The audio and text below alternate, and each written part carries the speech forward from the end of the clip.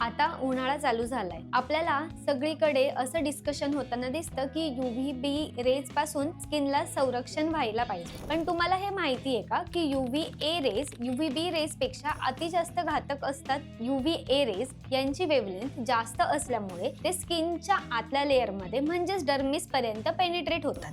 ते स्किनच्या आतल्या कोलॅजन आणि इलास्टिन फायबर्सला डिस्ट्रॉय करतात. UVA रेजमुळे तुमच्या त्वचेवरती सुरकुत्या, त्वचा सैल पडणं, सनस्पॉट्स होणं किंवा पिगमेंटेशन होणं ह्या गोष्टी निदर्शनास येतात. सूर्योदयापासून ते सूर्यास्तापर्यंत UVA रेजची इंटेन्सिटी ही खूप जास्त असते. तुम्ही इनडोर असाल किंवा आउटडोर असाल, UVA रेज हे तुमच्या त्वचेपर्यंत येऊन ते त्वचेवर रिएक्ट करतात. UVA रेज हे खिडकीच्या काचेतून सुद्धा फिल्टर न होता तुमच्या त्वचेपर्यंत येतात. तुमच्या स्किनला ते डायरेक्ट डॅमेज करू शकतात. UVB या किरणांची वेव्हलेंथ UVA रेज पेक्षा कमी असते आणि ते आपल्या स्किनच्या सुपरफिशियल म्हणजेच वरच्या इपिडर्मल लेअर पर्यंतच पेनिट्रेट होतात. ही UVB किरणे स्किनचा DNA डॅमेज करतात. त्याच्यामुळे स्किन कॅन्सरही होऊ शकतो. तसेच स्किन बर्न होते आणि सकाळी 10 ते दुपारी 4 पर्यंत ह्या किरणांची तीव्रता आपल्याला जास्त जाणवून येते. आता तुम्हाला प्रश्न पडेल की याच्यापासून वाचण्याचा उपाय काय? तर सनस्क्रीन विकत घेण्याच्या आधी त्याच्यावरती ब्रॉड स्पेक्ट्रम